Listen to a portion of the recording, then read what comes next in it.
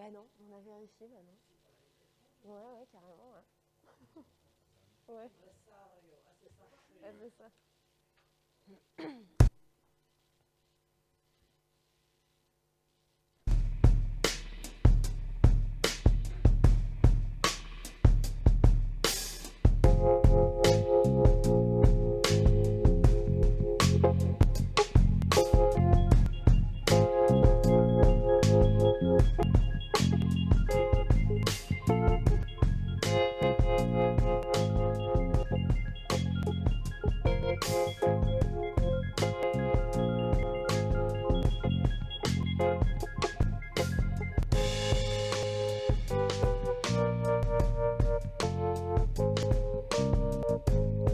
Bonjour à tous et à toutes, on est en direct du Média Plateau du 108 pour cette émission Zotelli et la rédac pop de Radio Campus sur les fanzines.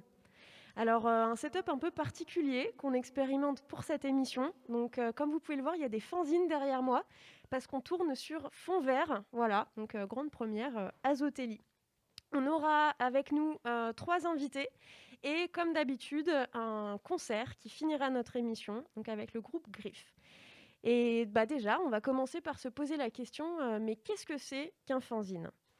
Alors un fanzine, c'est la contraction de fan, qui signifie passionné, et de magazine.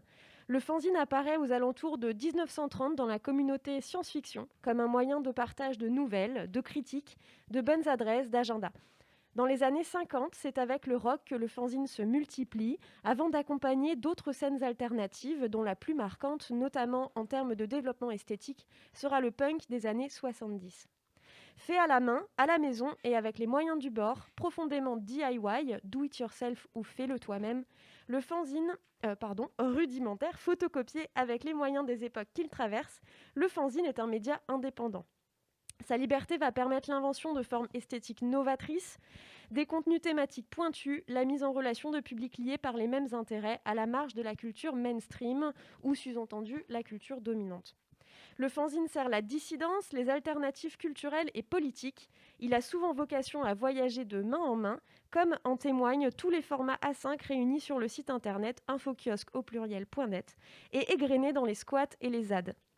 Dans les années 90, il devient le support d'une nouvelle communauté féministe et punk internationale, les Riot Girls. Dans les années 2000, il commence à flirter avec le web et les premiers webzines se développent. En parallèle, il va être recyclé par les étudiants et les étudiantes en école d'art ainsi que les artistes, s'hybridant définitivement avec la micro-édition. Les formats et les normes sont éclatés, avec le fanzine, tout est possible. On assiste aujourd'hui en France à un véritable essor du fanzine. Les festivals qui leur sont dédiés se multiplient, les salons du fanzine et de la micro-édition investissent les festivals aux thématiques les plus diverses. Leurs lieux d'archivage et de collection sont de plus en plus nombreux. La Fanzinothèque de Poitiers réunit la plus grande collection d'Europe. Le Fanzinarium à Paris propose un fonds spécial de Grafzine, fanzine graphique, et la plus grande collection française de fanzines dédiée au manga et à la japanimation. Les musicophages à Toulouse conservent depuis 25 ans un fonds dédié aux musiques actuelles. Le Centre international de recherche sur l'anarchisme à Marseille recense des fanzines liées à l'anarcho-punk, aux contre-cultures, au DIY et à la littérature prolétarienne. Et on peut encore citer la Fanzinothèque Usine au Havre, Disparate à Bordeaux, ou encore le Bilboquet à Saint-Étienne, rien que ça. C'est pourquoi nous avons décidé avec Zotelli d'animer ce plateau spécial fanzine et de réunir auprès de nous 3 invités qui ont chacune une relation et une conception du fanzine différente. On va parler de la passion de faire pour soi de Norbert Moutier avec Xavier, des 10 années de service de l'agenda des musiques actuelles de l'oreille avec Boris, et de la documentation et diffusion de pratiques DIY d'Artlab avec Florence. Enfin, on terminera avec un concert de Griff. Vous êtes avec nous jusqu'à 17h, en direct du 108 et dans le cadre de l'événement Girls in the Garage de Radio Campus Orléans. On vous souhaite à tous une bonne émission. Alors voilà Xavier Girard en face de moi. Bonjour. Donc Xavier, on t'a intitulé Impresario de Norbert Moutier. Oui, c'est bien, c'est bien. Parfois, en ce moment, j'essaie de me nommer chasseur de trésors ou impresario de Norbert Moutier, c'est pas mal aussi. Ok. Voilà. Alors peut-être que tu peux commencer par nous dire qui est Norbert Moutier. Oui, alors Norbert Moutier, il est connu pour, adulte, avoir été un passionné de cinéma, avant tout, de cinéma de série Z, de cinéma bis, comme on dit aussi. Il a eu une librairie à Paris qui s'est spécialisée et dans ce cinéma, c'est-à-dire que c'était plutôt là un vidéoclub, mais il avait aussi de la BD populaire, et il a édité un fanzine assez connu qui s'appelle Monster Beast, qui a eu plus de 90 numéros. Mais il est surtout célèbre pour avoir fait 9 films de série Z à partir des années 80, dont le premier d'ailleurs a été tourné en forêt d'Orléans. Il s'appelle Mad Mutilator. Ogroff, il a 2 noms, et c'est donc un film d'horreur, un long métrage horrifique, tourné en Super 8. Puisque c'était le moyen le plus accessible à l'époque, même si c'était coûteux.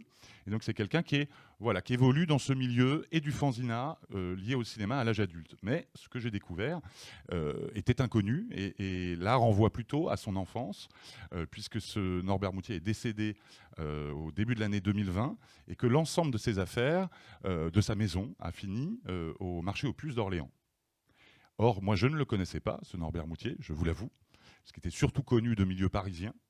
Et je l'ai découvert en découvrant ce que j'ai découvert, c'est-à-dire une pratique de fanzine d'enfance assez extraordinaire.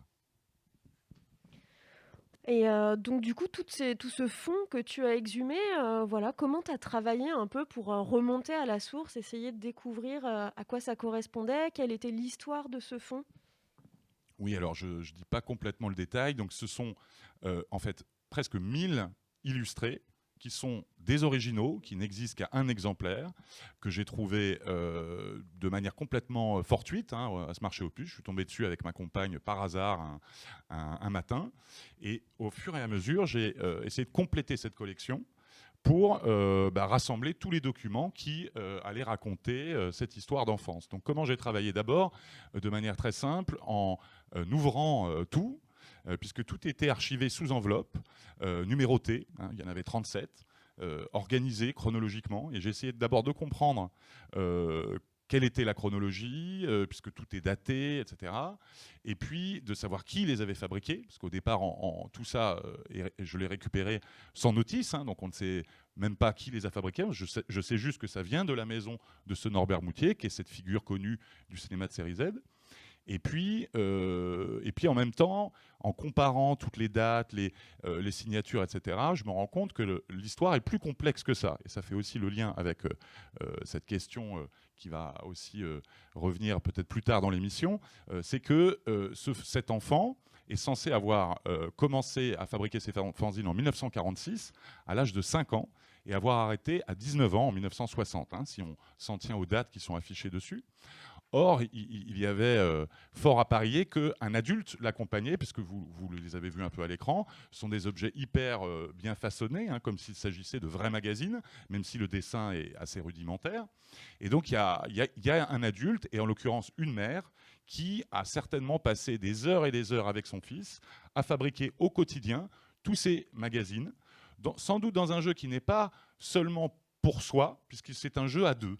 C'est un jeu de communication entre une mère et son fils qui passe par de l'édition artisanale en quantité astronomique. Je n'ai pas dit qu'il y avait au total dans cette collection 14 000 pages manuscrites, uniques. Et donc ce que je fais, c'est qu'à partir de ces documents, de leur lecture, de leur examen, de la création d'une base de données, j'essaye de comprendre le maximum de choses. Et comme j'ai aussi trouvé des photos de famille, j'ai aussi trouvé des documents de correspondance de l'adulte. Cet adulte, il a aussi fait une autre série de fanzines liées à la bande dessinée populaire des années 50. Et du coup, j'arrive à recouper un maximum de choses pour construire un récit autour de ces illustrés. Et en même temps, ce qui me plaît beaucoup, c'est que je ne construis que des hypothèses d'interprétation de ces magazines et que finalement, chaque personne qui les découvre est libre de faire des interprétations différentes des miennes. Et puis en même temps, mes interprétations sont en mobilité constante. Par exemple, depuis 3 semaines, je ne crois plus qu'ils ont été fabriqués à partir de 46. C'est-à-dire que je ne crois plus les dates qui sont affichées en couverture de ces magazines.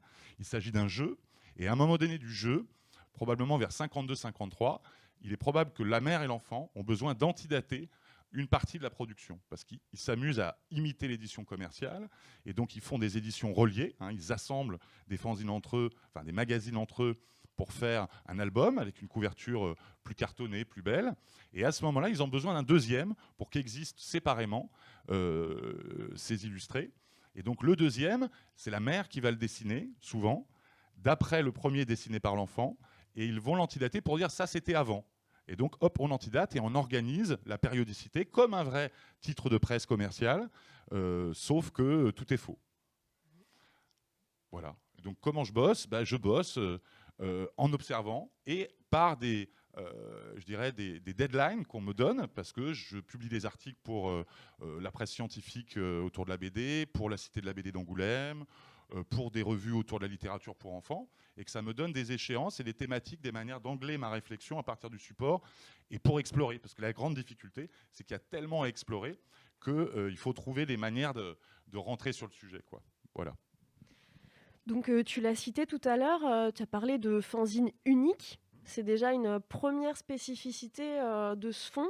Peut-être que tu pourras revenir dessus.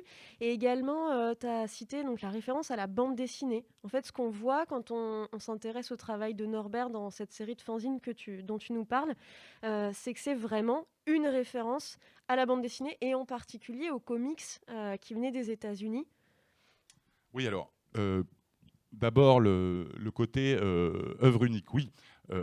En fait, même si on n'est pas en 46 et qu'on n'est qu'en 50, en 50 à Orléans, puisque cette histoire se passe à Saint-Marceau en 1950, les moyens de duplication sont fort rares.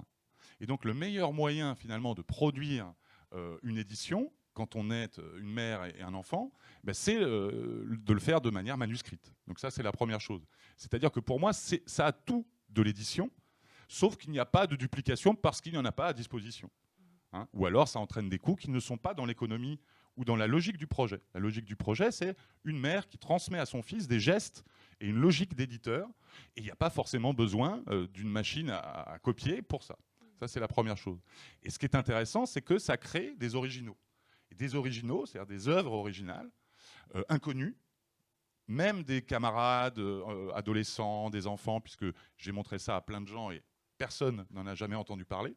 Donc ça crée quelque chose d'intéressant et d'assez stimulant en termes d'imaginaire. Et en même temps, ces originaux, ce sont des imitations d'une presse commerciale illustrée, dont tu as raison de dire qu'elle est de la bande dessinée. Hein, même si à l'époque, on n'appelle pas encore ça de la bande dessinée, on appelle ça des magazines illustrés ou des illustrés. Et cette presse, on l'a complètement oubliée, mais elle est extrêmement populaire à l'époque. Elle démarre dans le sillage du journal de Mickey, dont le premier numéro sort en France en 1934, et publié par un type qui s'appelle Martin Winkler. Et ce ne sont pas tout à fait des comics, ce sont des manières dont les Français et l'édition française va absorber une partie de la BD américaine. Et en même temps, assez rapidement, l'État français va prendre peur parce que la BD américaine est en train de conquérir toute la France. Elle met au chômage des dessinateurs français, elle terrorise les catholiques et elle a fait l'objet de beaucoup de mépris des communistes. Et du coup, tout ce petit monde va s'associer pour créer la loi de 49 sur les publications à destination de la jeunesse pour contrer ce mouvement d'importation. Et puis finalement, défendre des éditeurs et des dessinateurs français qui vont faire quoi? Qui vont imiter l'Amérique, mais qui ne vont pas faire des comics, qui vont faire des BD à la manière des Américains, mais en France. Et par ailleurs, c'est surtout qu'à l'époque, la BD, elle est périodique. Elle n'existe pas en tant qu'album chez les libraires, elle n'est que périodique.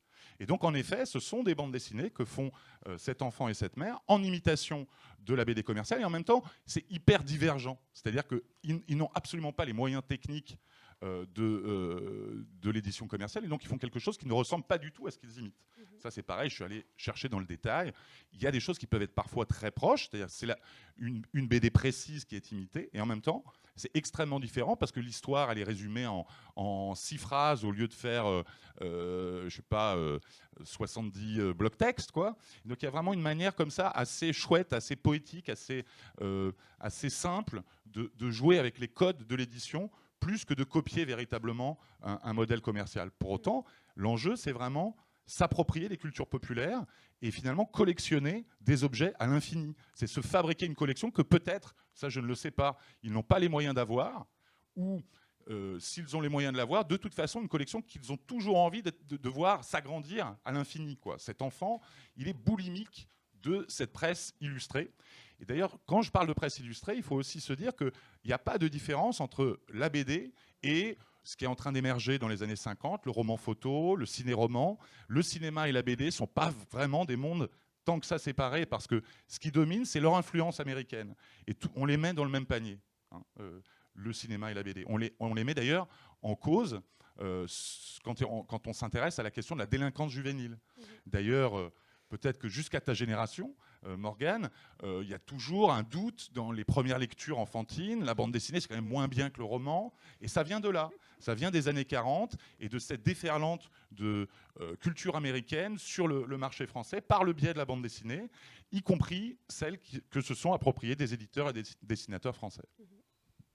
Mais alors, du coup, il y a cette volonté, comme tu nous l'as expliqué, d'imiter, mais pour autant, Norbert n'a jamais copié un héros ou un comics. Alors, si, il y a des vraies citations. Alors, il y a plusieurs périodes, hein, puisqu'il y a 14 ans de production. Donc, il y a des moments où il y a des vraies citations dans les images que vous voyez, notamment sur papier assez jauni. Là, il y a des références directes, hein. Le fantôme du Bengale, c'est un héros bien connu des passionnés de bande dessinée. Et en même temps, ce fantôme du Bengale, il va éventuellement reprendre une pose du personnage, qui va mixer avec un décor qui vient d'ailleurs, peut-être là de son imagination. Il va fabriquer une histoire qui n'a rien à voir avec le héros d'origine, mais pour autant, il a pris le héros, il se l'est approprié, il lui a donné les traits qu'il avait les moyens de lui donner, et il va en faire son histoire à lui. Donc il y a une mécanique d'appropriation, de transformation, même s'il y a imitation. Mais c'est pour ça que je dis imitation et pas copie. Parce que de toute façon, c'est très très dissemblable de l'original. Et puis dans un deuxième temps, quand il devient adolescent, il a envie d'être plus autonome. D'abord, sa mère va moins s'occuper de ses bandes dessinées. Hein. Il a 15 ans, il est capable de faire lui-même. Et donc ça, ce sont plutôt les petits formats qui arrivent après. Et là, il va épaissir les publications et il va leur donner un titre à lui. Et pour autant, il va continuer à imiter de très près les codes graphiques de l'édition. Parce que le but du jeu, c'est de prendre une sorte de place virtuelle, enfin fictive, dans le monde de l'édition. Il y a même un moment, alors c'est une série que je n'ai pas sous la main là, que vous ne verrez pas là, mais que vous pourrez voir bientôt, à Orléans. Il y a un moment où il fait des séries à l'italienne, tout petit format. Et là, il fait 133 numéros de la même série qui s'appelle Vampire. Qui est une publication hebdomadaire, il annonce ça comme hebdomadaire, donc ça dure plus de 2 ans. Et ce qui est très amusant, c'est que c'est un format, le format à l'italienne, qui n'a eu aucun succès en France, qui a eu une toute petite vie en 48-49, il y a 3 titres qui sont sortis, ça n'a pas marché commercialement, donc en France ça a été abandonné. Et donc Norbert, en fait, dans son délire fictif, il fait plus que l'édition. En fait, il fait beaucoup plus. Il fait la plus grande série sur ce format à l'italienne qui est connue la France, mais juste pour lui et sa mère, quoi. Voilà.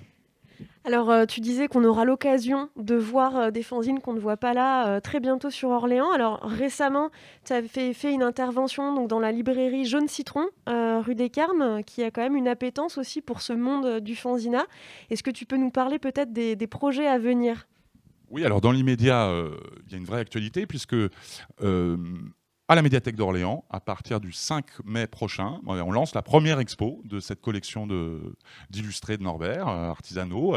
Je préfère dire ça que fanzine, hein, d'ailleurs, j'ai une certaine pudeur, on pourra conclure là-dessus après, à utiliser le mot fanzine. Donc ça démarre le 5 mai, ça court jusqu'au 27 mai, et on s'amuse à envahir toute la médiathèque, on fait une sorte de piratage de la médiathèque, mais c'est tout à fait, je trouve, la philosophie de ce qu'a fait ce gamin. Il a imité l'édition, et ben nous on va imiter la médiathèque finalement en incorporant ses projets à tous les étages. Il a fait des films, il a beaucoup commenté l'histoire du cinéma. On va présenter des films qui ont été ses passions. On va proposer notamment aux enfants, et tu en sais quelque chose parce que tu vas intervenir là-dedans, de faire eux-mêmes des fanzines en imitant non pas les fanzines de Norbert, mais cette démarche qui consiste à s'appuyer sur des choses qu'on aime aujourd'hui et à rejouer avec sur papier. Donc là, on va peut-être partir sur complètement autre chose. On a déjà des exemples de gamins qui ont fait des choses autour de Minecraft sur papier, qui ont fait des choses... Voilà, il y a des univers de fiction qui intéressent les jeunes gens. Allez-y, foncez, donc on va faire ça. Et puis, moi, j'espère qu'on va donner l'occasion aux Orléanais de venir découvrir une figure complètement improbable de ce territoire. En plus, en pleine période de fête johannique, donc ça me réjouit beaucoup. C'est-à-dire qu'il n'y a pas que Jeanne d'Arc dans la vie, il y a aussi Norbert Moutier. Et alors, pour conclure, peut-être revenir sur cette pudeur pour appeler le fonds de Norbert des fanzines ? Oui, parce que tu le notais dans le conducteur de l'émission, que j'ai lu attentivement. Dans l'idée de fanzine, il y a quand même l'idée de public, il y a quand même l'idée de multiple. Donc quand je discute avec des spécialistes de l'histoire du fanzine, je pense à Maël Ranou, par exemple, qui est quelqu'un qui a beaucoup travaillé dans ses recherches sur le fanzine. Lui, il parle de proto-fanzine. Et si on refait le lien aussi avec l'histoire du fanzina qui démarre en 1930 autour de la littérature de science-fiction, là, on n'est pas très longtemps après. Et donc, voilà. Et en même temps, ce qui est passionnant, c'est que le fait qu'il n'y ait pas de multiples génère une grande liberté esthétique. C'est beaucoup plus presque abouti, je pense, esthétiquement, que ne l'est la couverture de The Comet, qui est censé être le premier fanzine de l'histoire du fanzine, c'est-à-dire des pratiques amateurs liées à des univers de fiction, quoi. Donc, ouais, j'ai des scrupules. Moi, j'aime bien parler d'un artisanat, et en cela, ça renvoie au fanzine. Et en même temps, j'aime bien l'idée d'illustrer, de magazines uniques. J'aime bien ça. Et j'aime bien aussi ramener ça du côté plutôt de l'art brut, parce qu'il y a quelque chose de ça, quelque chose d'obsessionnel, sans compter que cette pratique va déborder du papier, elle va se transposer ensuite sur le cinéma et sur encore d'autres supports qu'on présente à la médiathèque, qui sont des petits disques translucides dessinés de projection sur lesquels Norbert Moutier adaptera des centaines de films. Voilà. Merci Xavier. On va passer à notre deuxième intervenant. Donc on va accueillir sur le plateau Boris, qui va nous parler d'un fanzine qui a existé pendant plus d'une dizaine d'années sur Orléans et dans la région centre. Un fanzine qui s'appelle L'Oreille. Bonjour. Bonjour Boris. Alors peut-être tu peux commencer par nous expliquer qu'est-ce que c'est ce projet de L'Oreille ? Alors, c'est quelque chose qui est connu de certains Orléanais parmi ceux qui ont, on va dire, 40 ans et plus, puis pas qu'à Orléans, parce que c'était régional. C'est un projet que moi j'ai rejoint, ça devait être en 1999, en tant que salarié directement. J'ai fait un tout petit peu de bénévolat avant, où j'ai fait un peu de maquette. C'est tout simplement un fanzine, moi j'en ai là, hein, tu vois, pour aller montrer, mais ça c'est un peu les trucs d'époque. Je crois que ça a commencé en photocopie, comme beaucoup de fanzines, et c'était plutôt une sorte de magazine musical, quelque part, qui préfigure ce qu'on retrouve un peu sur les webzines dorénavant, où en fait des fans de musique se retrouvent à en parler à travers des chroniques, des comptes rendus de concerts, et puis aussi et surtout un agenda concert, parce qu'il faut se remettre un peu dans le contexte. Bon, je suis arrivé moi à l'Oreille en 1999, mais c'est quelque chose qui a dû être créé. Alors, je suis très nul en date exacte, mais au Carbone 14, ça va être aux alentours de 95, 96, quelque chose comme ça. Et du coup, à cette époque-là, il n'y avait pas de réseaux sociaux. Et pour aller voir tout simplement un petit concert qui a lieu dans un bar au fin fond de la Beauce ou de l'Indre ou n'importe quel petit coin, ou même tout simplement être au courant des super concerts qu'il pouvait y avoir à Tours pour les Orléanais et inversement, par exemple, le seul moyen, c'était de se rencarder soit par le bouche à oreille, etc., mais surtout par les fanzines. Et le cœur finalement de ce magazine L'Oreille, c'était un agenda qui était distribué avec tout autour tout un tas d'autres choses, hein, des strips BD, comme je le disais, des choses plutôt liées à des comptes rendus de concerts, des choses vraiment plutôt liées à de la chronique, et beaucoup à la scène régionale aussi, valoriser les groupes et artistes de la région. C'est ce que faisait pas mal L'Oreille. Et pour le coup, c'était gratos, ça a été distribué jusqu'à 10 000 exemplaires. On partait dans toute la région aller mettre ça tout simplement dans les médiathèques, sur les comptoirs des bars les plus fréquentés par les gens qui aimaient la musique, et puis dans les différents lieux de culture finalement qui pouvaient exister. Et tout ça, ça a existé jusqu'à 2004, 2005 maximum, je crois. Puis ça s'est fini à cette période-là. Ouais, donc c'est un projet qui a eu une belle longévité et qui a finalement été précurseur des réseaux sociaux, ou en tout cas qu'incarnait cette idée des fanzines qui servent à créer du lien social et à connecter des personnes qui ont les mêmes centres d'intérêt, donc en l'occurrence musicaux, entre eux. La subtilité peut-être de ce projet, et tu l'as dit, c'est qu'il y avait des salariés. Alors, est-ce que tu peux nous expliquer un peu comment est-ce que ce projet de L'Oreille était structuré ou peut-être institutionnalisé aussi ?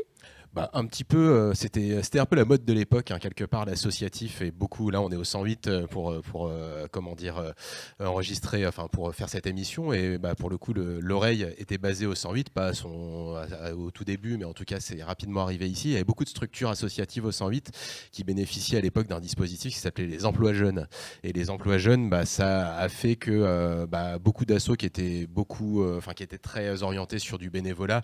L'Oreille, c'était beaucoup de rédacteurs, de gens qui venaient mettre un petit peu leur plume sur tel style musical, etc. Et il pouvait y avoir des dizaines et dizaines de personnes qui intervenaient. Mais pour chapeauter tout ça, l'aubaine du moment et ses emplois jeunes, qui étaient finalement des emplois aidés par le ministère de la Jeunesse et des Sports à l'époque, et qui faisait que pendant un certain nombre d'années, on pouvait embaucher quelqu'un qui avait moins de 25 ans et on avait une aide qui était plutôt balèze au début et dégressive au fur et à mesure, comme beaucoup d'emplois aidés dans l'associatif. Mais du coup, ça a créé une espèce de petite bulle, je dirais, de l'emploi associatif et du coup de la professionnalisation de ce type de projet. L'Oreille était juste emblématique de ce qui se passait dans la région Centre-Val de Loire, mais finalement, qui s'appelait région Centre tout court à l'époque d'ailleurs. Mais il y avait un peu la même chose avec Nouvelle Vague du côté de l'ouest de la France, avec il y avait quelque chose qui s'appelait Lilo du côté de Toulouse, si je me souviens bien. Il y avait plein de magazines et de fanzines, un peu de la même manière que la France était maillée par des radios campus et des radios Ferrarock, etc. Et il y avait aussi ce maillage de magazines musicaux en fait, qui était très très branché vraiment agenda concert, parce que c'était une fonction super importante pour le public en fait. Et alors toi, tu disais, tu es arrivé à l'Oreille aussi à un moment où il s'agissait d'investir le web, donc se transformer peut-être, ou en tout cas doubler la production papier d'un format web. Est-ce que tu peux nous parler un petit peu de cette imbrication-là, de ce développement-là ? Ouais, là on est vraiment dans la période MySpace et compagnie, quoi. Même pas encore, je crois même que MySpace n'existait pas à l'époque. Ouais, je remets un peu le contexte. 99, il y a peut-être des gens qui s'en souviennent parmi ceux qui nous regardent, mais à l'époque, avoir un site web, c'était plutôt avoir une page chez son hébergeur. Nous à l'époque, je crois que le premier truc c'était chez.com/l'oreille ou un truc comme ça. Et du coup, c'était vraiment très très rudimentaire. Et moi, je suis arrivé dans ce contexte-là, après quelques petites années d'études dans la communication, je me suis retrouvé à filer un petit coup de main sur de la maquette de l'Oreille papier, de l'agenda concert d'un numéro qui devait être certainement septembre ou octobre 99. Et du coup, peu de temps après, effectivement, ils avaient besoin de quelqu'un. Ils créaient un emploi jeune. Enfin, il y avait un emploi jeune qui avait été créé récemment. Ils avaient besoin de quelqu'un pour occuper le poste, justement pour cette question de faire un pendant numérique finalement à ce fanzine, à ce magazine l'Oreille. Et finalement, on est passé par plusieurs étapes, etc. On était loin d'avoir quelque chose qui était le miroir de ce que pouvait être le magazine dans toute sa créativité, avec l'intervention de pas mal de BD, de strips, etc. On est sur quelque chose d'assez informatif qui s'est beaucoup orienté finalement sur cette notion d'agenda concert, parce que c'était aussi une mode de l'époque. Avant qu'il y ait les réseaux sociaux, avant qu'il y ait tout ça, il y avait beaucoup de choses liées au forum, liées à de la participation et à de l'info collecté comme ça au gré des connaissances que pouvaient avoir des gens sur un terrain particulier. Et nous, on collectait tout comme on le faisait pour le papier, mais là, en permanence, tous les jours, on ajoutait des dates de concert, etc., pour tenir au courant nos amis de toute la région et d'ailleurs de ce qui pouvait se passer en termes de festivals, de concerts, de musique en tout genre, quoi. Et est-ce que ce ne serait pas cette influence du web qui était grandissant à cette époque-là, qui aurait pu mettre fin à la publication papier ? Comment est-ce que tu vois un peu cette historique ? Je pense pas nécessairement que le web ait enterré ce projet l'Oreille en tant que tel. On s'est pas dit le web finalement nous permet d'atteindre notre cible et il n'y a plus besoin de faire le papier, etc. En fait, encore une fois, c'est toujours une affaire de contexte. L'édition papier, surtout quand on sort à plusieurs milliers d'exemplaires et qu'on distribue dans toute la région avec tous les coûts de distribution que ça peut impliquer pour quelque chose qui est resté gratuit très longtemps et qui l'a toujours été d'ailleurs. Finalement, la question, c'est pas tant l'arrivée du web, c'est plutôt le fait de se dire que, au bout d'un moment, ça devenait presque difficile de réussir à sortir le magazine, tout simplement pour pouvoir l'imprimer avec les coûts augmentants du papier, de tout ce qui génère tout ce qui est généré par les coûts de production d'un tel magazine, et puis le rythme que c'était aussi. On l'a fait pas mal de temps, et à la fin, ce qui était assez complexe finalement, c'était de continuer de réussir à le faire vivre grâce gratuitement et d'avoir à l'intérieur de ça des publicités. Nous, on avait des encarts qui étaient bien souvent des encarts de la prog trimestrielle de l'Astrolabe, quelque chose lié à, on va dire, à un grand festival au Printemps de Bourges ou des choses comme ça. On avait des annonceurs qui étaient plutôt raccord, on va dire, avec la ligne éditoriale assez alternative, qui était l'essence au départ de l'oreille. On avait fait en sorte que ça reste assez peu institutionnalisé, entre guillemets, au moins sur l'aspect éditorial. Et au bout d'un moment, on s'est un peu fait prendre à notre propre jeu, à se dire que pour pouvoir le sortir, ce magazine-là, il fallait qu'on intègre de la régie publicitaire liée à des magazines un petit peu plus liés à des choses plus lucratives, etc. Et quand on a commencé à avoir des pubs pour Coca-Cola ou pour Heineken qui nous étaient proposées pour pouvoir sortir le magazine suivant, on s'est dit que c'était peut-être complexe, qu'on était arrivé un peu au bout de notre modèle. Il y avait la fin des emplois jeunes aussi, dont je parlais tout à l'heure, donc la difficulté de garder des gens, des professionnels à la tête de tout ça. Donc ça a un petit peu évolué, c'est mort de manière un peu naturelle. La fonction effectivement d'agenda concert, etc., même si du coup elle est beaucoup moins incarnée et peut-être un petit peu moins, il y a moins cet aspect sélection et valorisation, et puis avec une espèce d'éditorialisation de tout ça, d'expliquer ce qui est bien ou pas, entre guillemets, en tout cas ce qu'on conseillait ou pas d'aller voir. Maintenant c'est les réseaux sociaux depuis cette époque-là, et c'est peut-être pas plus mal sur la quantité d'informations. Après la question c'est qui te prescrit la chose, quoi. Et ça c'est plus complexe de réussir à faire le tri sur le web, quoi, quelque part. Est-ce qu'aujourd'hui, on peut trouver l'oreille si on a envie d'aller farfouiller un peu dans les archives de ces agendas sur 10 ans, et où est-ce qu'on peut le faire dans ce cas-là ? Il va falloir qu'on appelle Xavier pour qu'il fasse un truc sur l'oreille un jour. Non, justement, c'est peut-être encore à peu près trop récent et trop... c'est un peu, tu sais, c'est comme quand une Super 5, c'est pas encore une voiture de collection, quoi. Tu vois ce que je veux dire ? Il y a un côté un peu comme ça, quoi. Tu vois, c'est un peu trop récent, c'est peut-être encore un peu... Ça a été fait par un groupe de personnes. Moi, je suis arrivé assez tard, mais tu as beaucoup de gens qui sont très, très actifs depuis, y compris dans la scène. Je pense, pour un de ceux que je peux citer, par exemple, c'est à l'Astrolabe, on a un programmateur qui est là depuis des années dans notre salle de musique actuelle, qui s'appelle Mathieu Dufaux. Mathieu Dufaux, il y a un blindé d'articles qui ont été écrits par lui là-dedans, etc. Et il y a plein de gens, finalement, que vous croisez parfois au 108, qu'on croise dans des orgas de concerts, dans des groupes, des gens qui peuvent être musiciens, des gens qui peuvent travailler dans le spectacle au sens large, qui sont régisseurs dans tel ou tel festival, etc. Et finalement, c'est des gens qui ont été dans l'oreille. Finalement, l'héritage, c'est presque plus ça, mais c'est des gens qui sont toujours très, très actifs et qui regardent peut-être pas beaucoup dans le rétro, parce que c'est quelque chose qui est un vrai boulot. On a pu l'entendre avec Xavier à l'instant. C'est vraiment du taf. C'est quelque chose qui nécessite de prendre du temps et de prendre vraiment faire un pas de côté, et puis de réussir à tout collecter. Bon, l'oreille, il n'y a pas les 18 000 pages et numéros qu'il peut y avoir chez Norbert Moutier, mais néanmoins, il y a quelques numéros qui sont un peu introuvables. Ça a été stocké n'importe comment. C'était quand même un peu fait par une bande de punk qui rangeait pas trop leur chambre. Donc au 108, là, au deuxième étage, je pense qu'il y a encore des trucs qui traînent, mais il y en a déjà beaucoup qui sont passés à la poubelle, et c'est peut-être tant mieux avec les commissions de sécurité. Mais tu vois, honnêtement, faudrait presque qu'à un moment, je crois qu'il était question, mais malheureusement à l'époque du Covid, par les graphistes qui ont pu bosser sur les différents numéros, parce que c'est quand même une grosse pépite sur des notions de graphisme des années 90, ce qu'il peut y avoir là-dedans, par les graphistes, par les gens qui ont été acteurs à cette époque-là. Il y avait un projet d'une grande soirée, d'un week-end, avec de l'expo, avec des concerts, des choses comme ça. Mais voilà, c'était purement la loose de prévoir ça pile au moment du Covid. Et je pense que depuis, ces gens, justement, qui sont très très occupés, ne sont pas forcément remotivés à repartir là-dessus. Donc voilà, faut faire un appel public, savoir si les gens veulent encore entendre parler de l'oreille, pas forcément qu'ils ressortent, mais peut-être pouvoir le reconsulter, mettre des choses en ligne, les PDF, etc. Parce qu'il y a plein de choses qui existent, ouais. Si la médiathèque d'Orléans est prête, à l'issue de l'expo Norbert Moutier, de constituer un fonds de fanzine ici... Ça ne m'étonnerait pas qu'il y en ait déjà un bon paquet. Je pense que Mr. Carl Verdo doit s'en occuper d'une fort belle manière. Ça ne m'étonnerait vraiment pas qu'il y ait déjà une bonne partie de l'oreille à la médiathèque d'Orléans. Ouais. Ok, super. Super. Et pour terminer, peut-être sur une petite question un peu tricky. Du coup, dans mon introduction, j'ai quand même parlé du fanzine comme étant quelque chose de très DIY, fait à la maison, avec les moyens du bord, etc.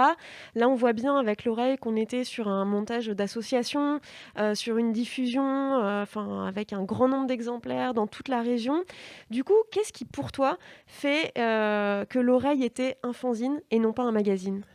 Alors, pour le coup, effectivement, oui, ça s'est pas fait du jour au lendemain. Les 3 ou 4 premiers numéros, moi j'étais loin d'être présent à cette époque-là, m'ont été faits vraiment de manière photocopiée. C'était moche, tout ça, il n'y a pas de problème.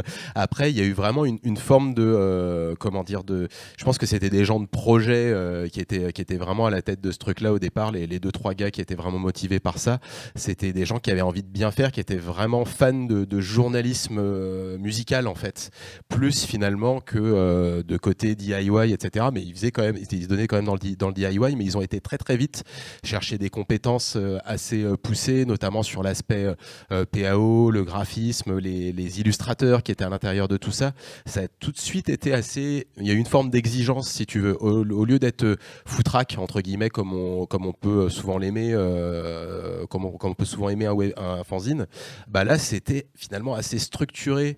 Quand on peut le regarder, le lire, ou quand on écoute parler de ce projet qui a duré une dizaine d'années et qui finalement a été un peu grossissant, etc., qui est parti d'Orléans, mais qui a eu beaucoup plus d'exemplaires au fur et à mesure des années pour être distribué partout dans la région, c'est sûr que ça paraît un peu plus pro, mais finalement, les gens qui le faisaient, et la tronche que ça avait quand c'était fait, c'était quand même 20-30 gars et filles qui se retrouvaient autour d'une table avec des cendriers bien blindés, des packs de bière et puis des tas de disques qu'on se dispute pour les avoir, parce qu'à l'époque il fallait pouvoir les recevoir et puis le choper en premier à la place du copain pour pouvoir le chroniquer. Enfin, tu vois, c'était quand même bien roots, hein. C'était bouclé souvent à la dernière minute, alors que la presse comme ça périodique, c'est quand même vachement normé par une cadence de date, de rendu, etc. C'était toujours fait n'importe comment et tout. À l'arrivée, ça avait de la gueule parce que c'était fait par des gens qui avaient envie que ça ait de la gueule. Mais le chemin était en général assez tortueux, quoi, quand même, hein. Et ça, c'est un vieux numéro. Ouais. Et ça, tu vois, par exemple, il y avait même des gens qui sont des stars maintenant. Ça, c'était Louise Attaque à l'époque, quoi, tu vois. C'est Gaëtan Roussel qui gagne beaucoup plus d'argent que les gens qui faisaient l'oreille à l'époque, je pense, maintenant. Mais voilà, il y a eu plein de formats. C'est ça qui est rigolo. C'est qu'il y a plein de formats, et surtout, ce qu'il faut vraiment retenir, c'est c'est l'agenda qui était vraiment le cœur du truc. Et quand l'agenda a vraiment eu moins d'intérêt parce que le web et tout, bah, c'est normal que ça soit mort à cette époque-là. Mais voilà, il y a eu Benoît, il y a eu Jake, il y a eu Sardine, il y a eu plein de très grands graphistes orléanais qui sont passés par là, j'en oublie plein. Mais c'était le cœur du truc, c'était les illustrateurs et les graphistes, hein, dans tout ça. Eh bien, merci beaucoup, Boris. Merci à toi, Morgane. On va maintenant accueillir notre troisième intervenante, donc Florence Charrier, qui fait partie du collectif Art Lab et qui va nous en parler beaucoup plus dans un instant.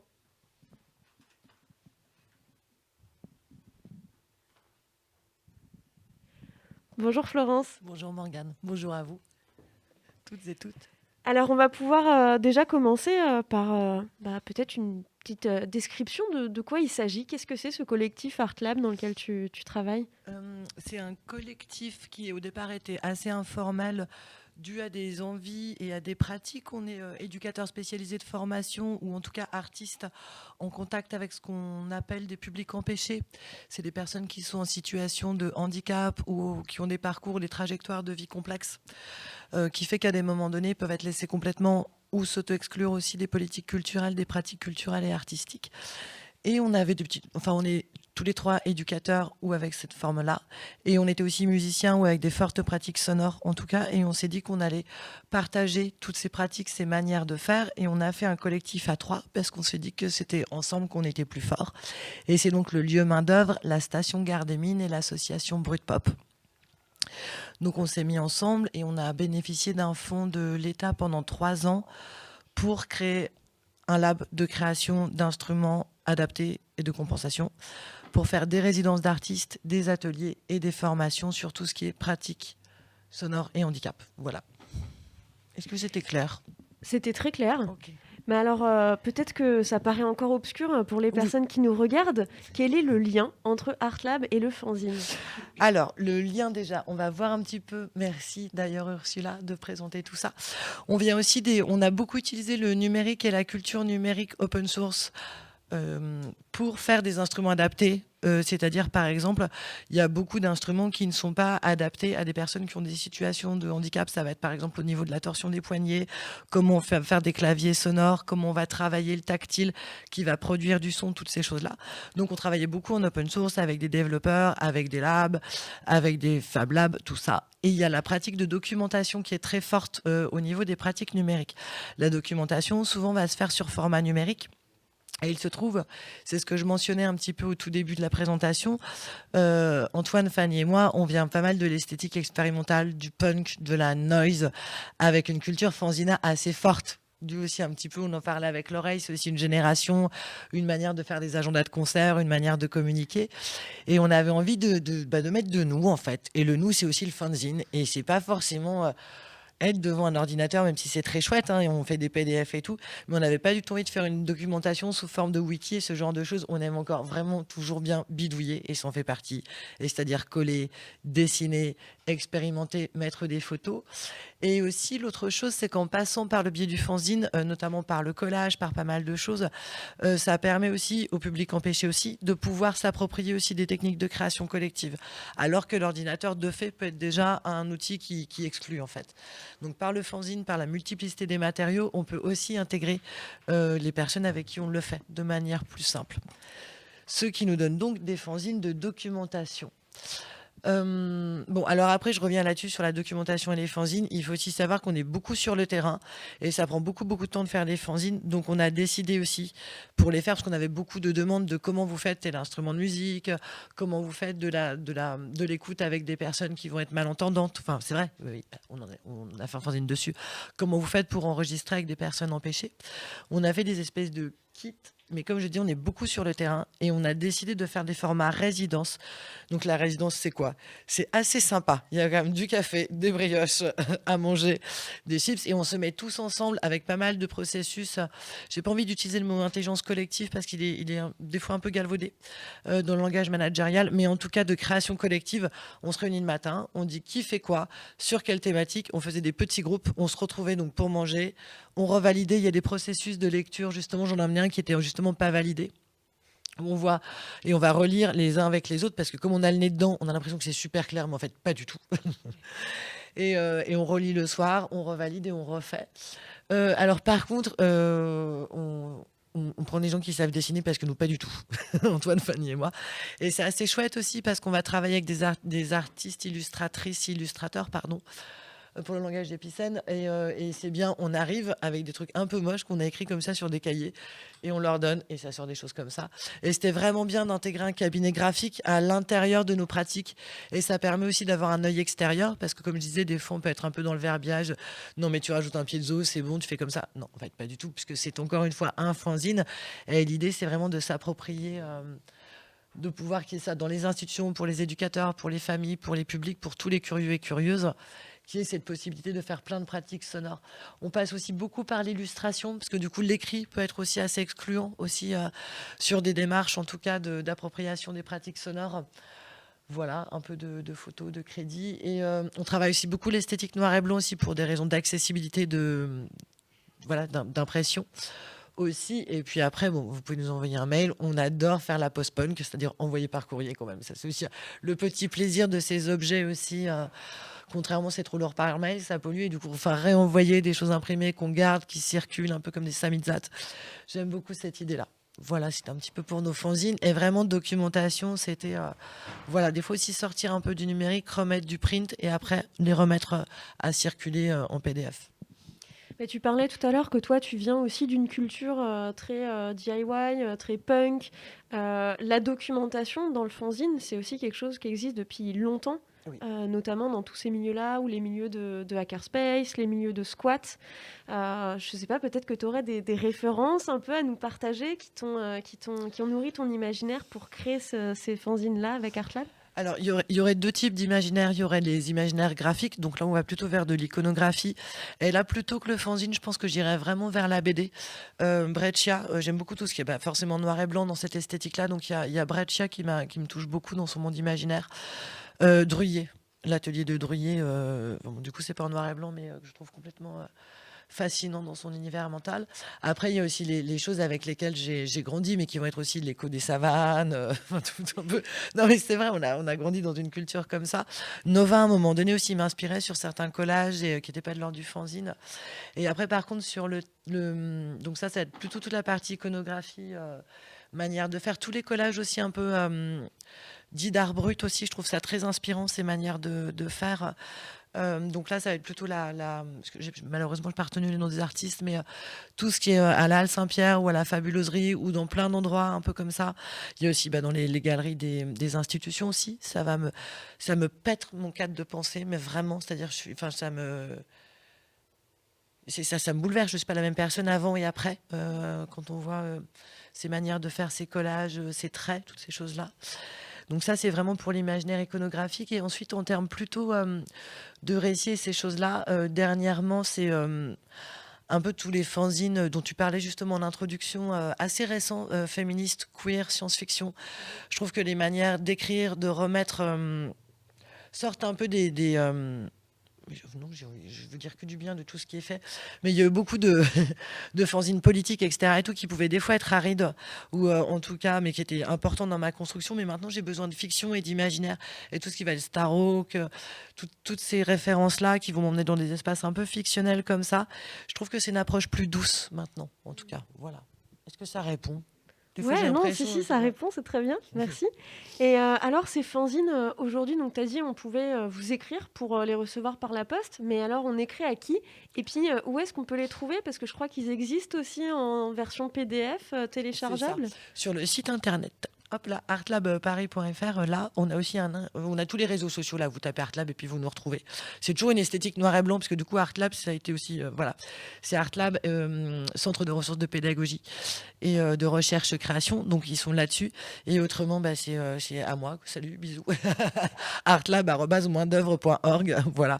Et après, on fait encore beaucoup, on est donc un collectif aussi assez mouvant, on est sur des festivals où on va les emmener, on va faire des kermesses soniques, beaucoup d'ateliers, et en fait ça va s'enrichir aussi à chaque fois des pratiques.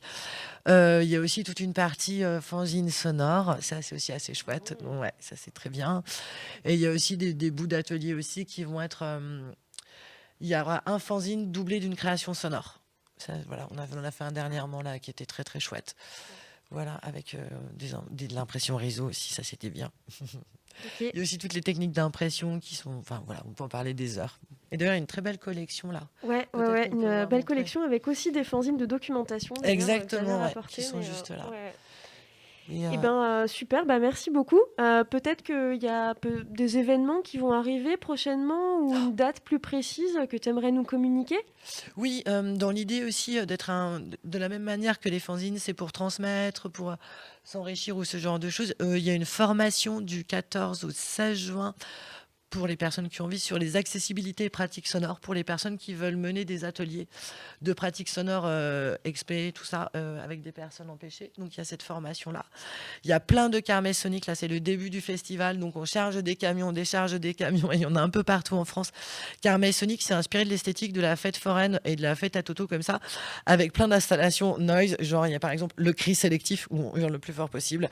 Il y a le chamboule-prout aussi, avec plein de choses qui vont faire des dispositifs expé de sonorisation comme ça.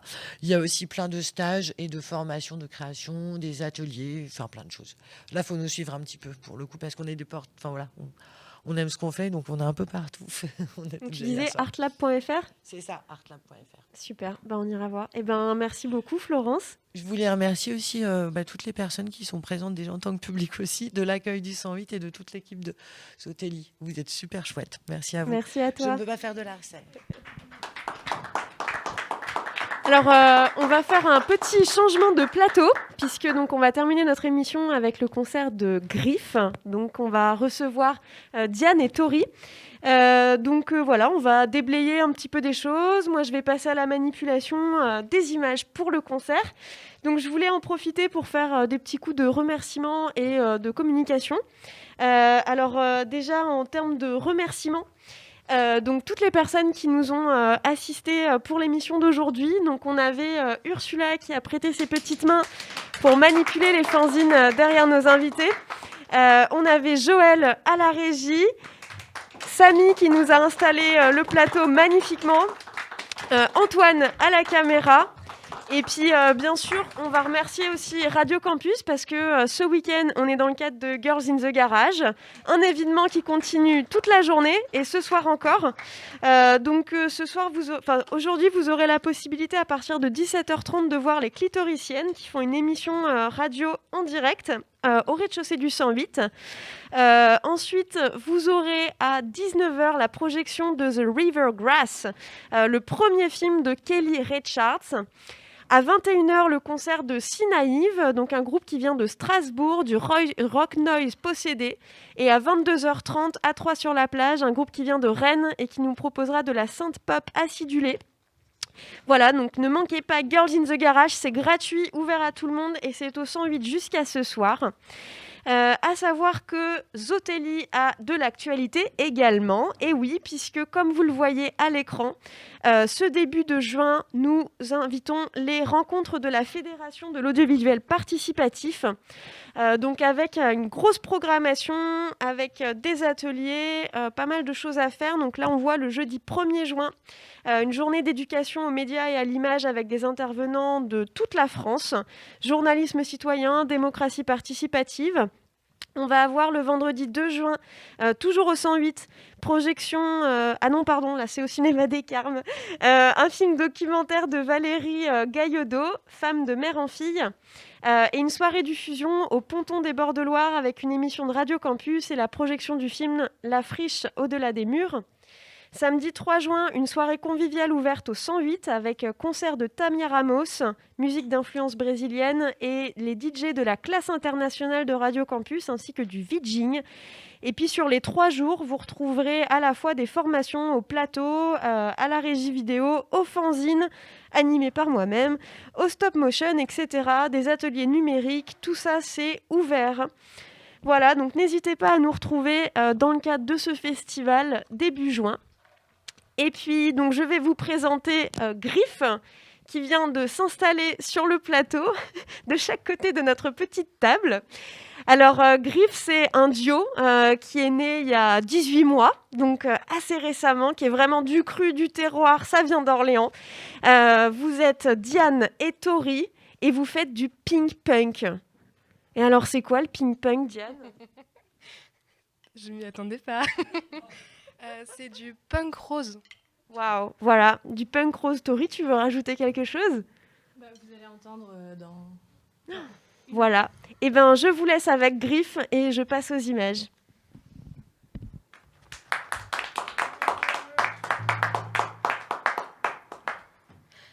J'arrive en mitouflé, je repars nu.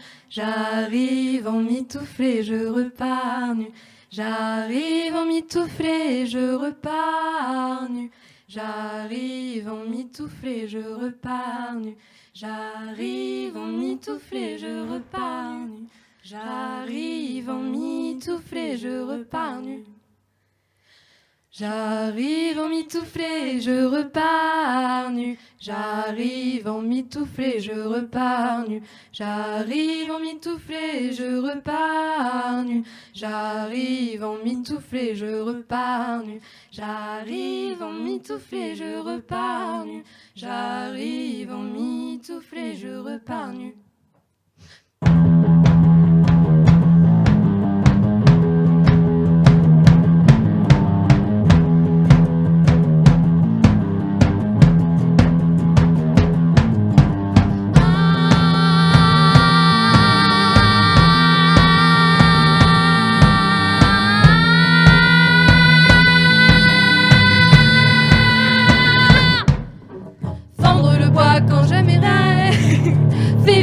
bûches et des fagots.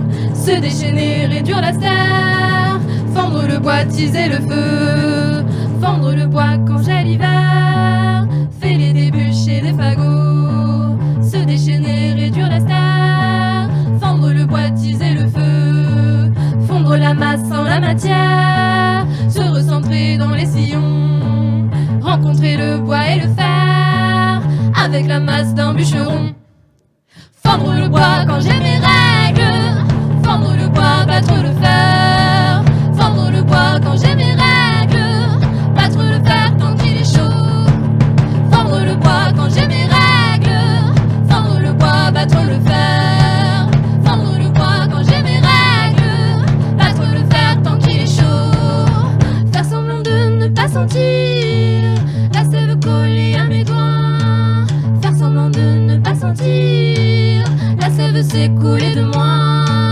Frapper et sortir de mes gonds pour mieux renaître tous les mois. Fondre le fer, mettre en fusion pour faire jaillir le feu que j'ai en moi. Fendre le bois quand j'ai mes règles. Fendre le bois, battre le fer. Fendre le bois quand j'ai mes règles.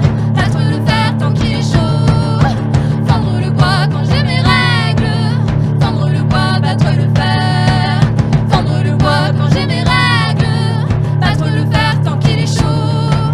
C'est une bûche et moi je la fends, c'est le feu dans la maison. Couleur carmin rouge et le sang, c'est le feu dans la maison. C'est une bûche et moi je la fends, c'est le feu dans la maison. Couleur carmin rouge et le sang, c'est le feu dans ma maison. C'est une bûche et moi je la fends, c'est le feu dans la maison. Couleur carmin rouge et le sang, c'est le feu dans ma maison.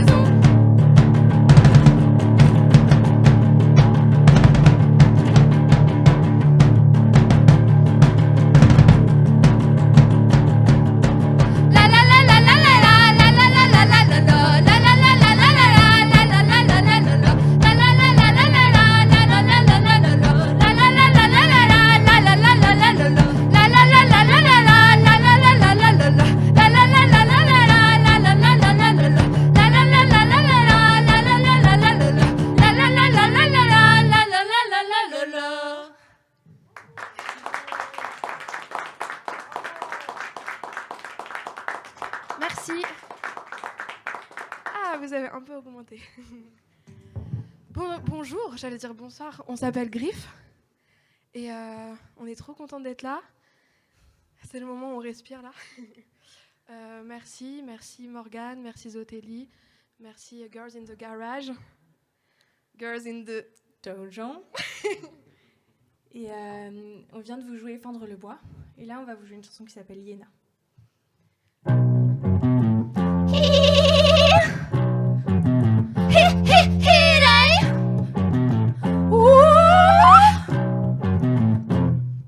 Sou uma hiena e os meus dentes mostro. Te enlouqueço, me chamam de monstro. Sou uma hiena e eu te enlouqueço, me chamam de monstro. Sou uma hiena.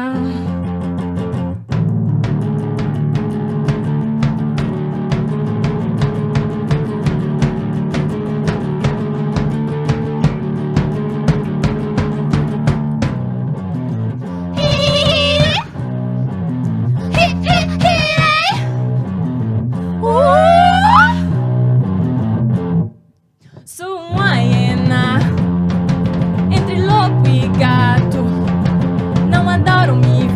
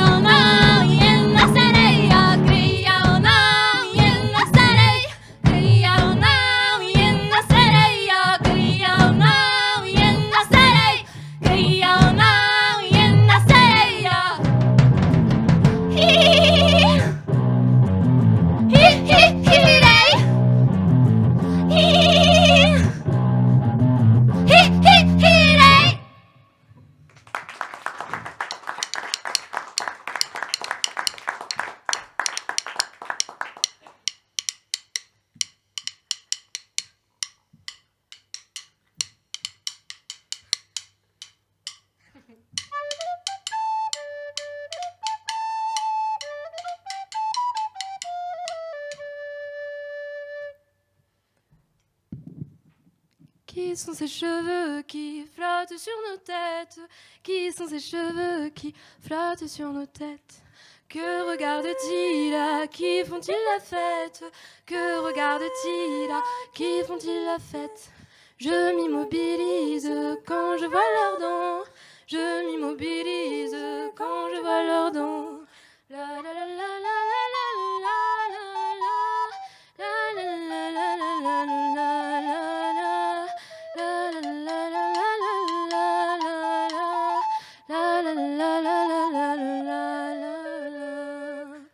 Qui sont ces cheveux qui flottent sur nos têtes?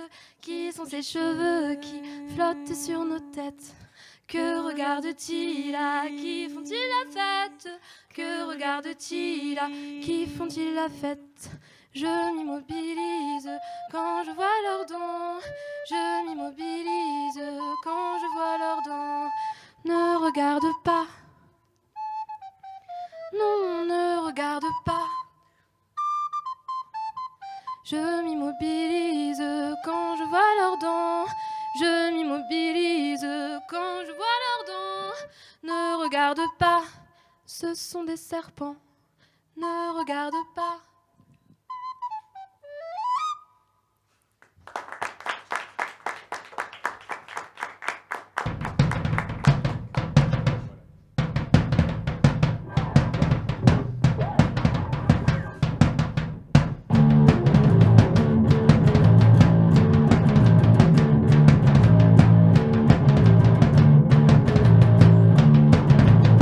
J'aurais aimé être chanteur de country. Je me serais appelé Johnny. J'aurais vécu dans le Mississippi. J'aurais la belle vie.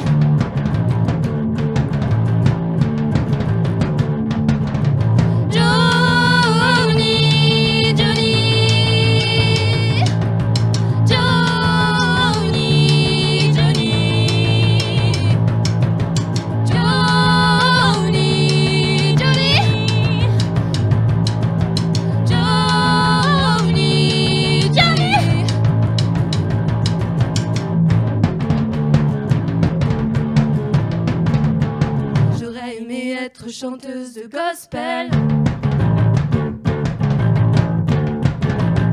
Alléluia, alléluia,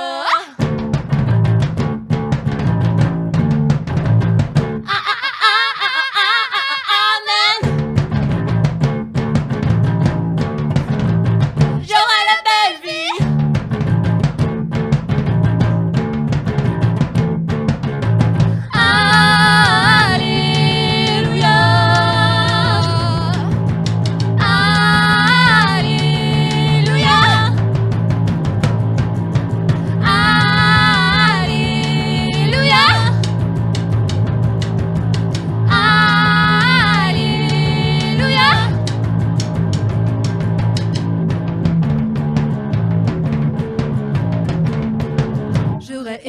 Allumer le feu, allumer le feu, allumer le feu.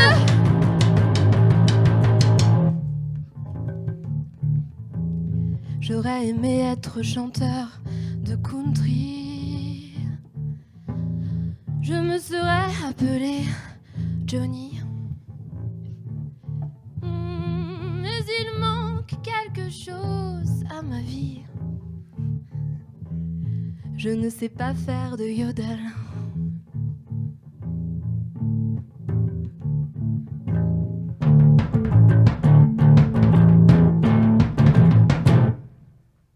Aïe aïe aïe aïe aïe aïe aïe aïe aïe aïe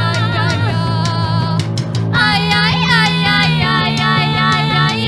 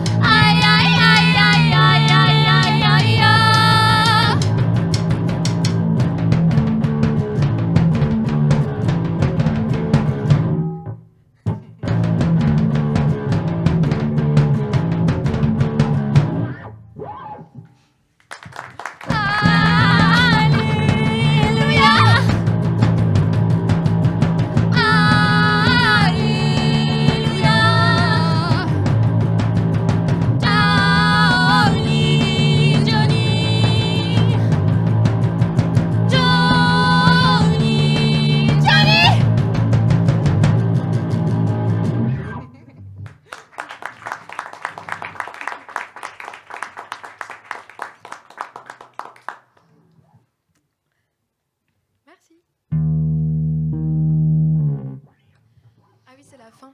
C'est la dernière. C'est la dernière. En fait, je suis perturbée depuis tout à l'heure parce que je vous vois pas. Ça me trouble. Elle s'appelle Adieu, pour mieux vous dire adieu. Merci encore une fois. On est trop contente de jouer à cette occasion et c'est tout. Et on vous dit adieu.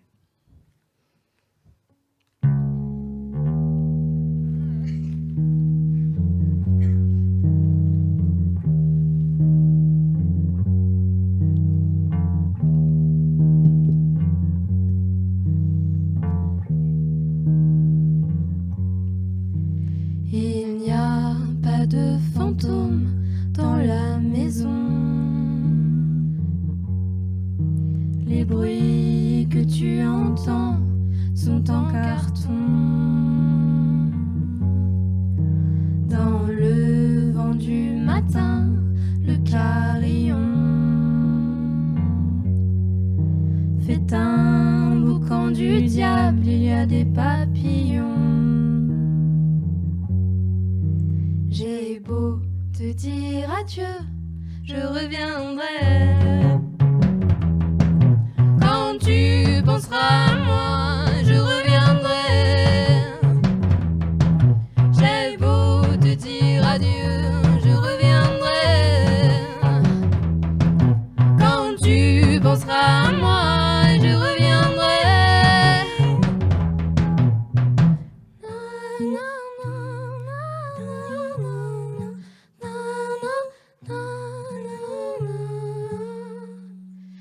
Le silence fait le bruit d'un souvenir.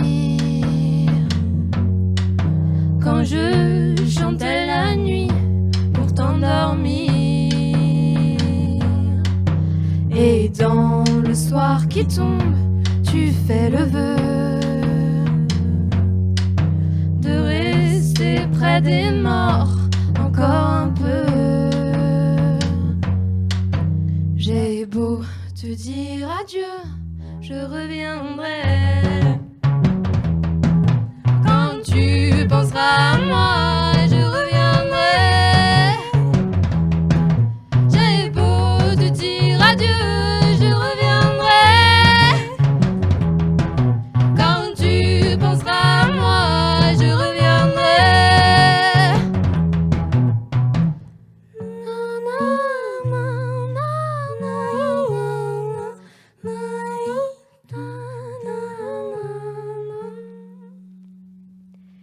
Patience réunit tous ceux qui s'aiment.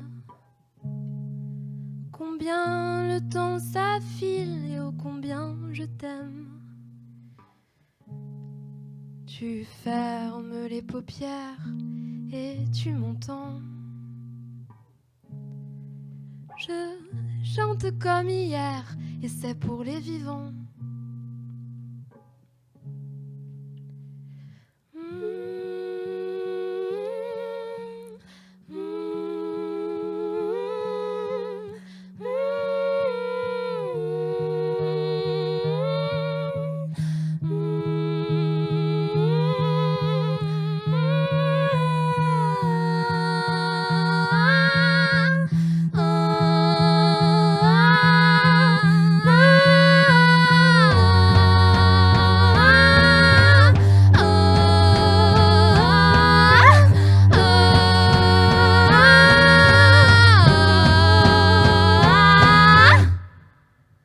J'ai beau te dire adieu, je reviendrai.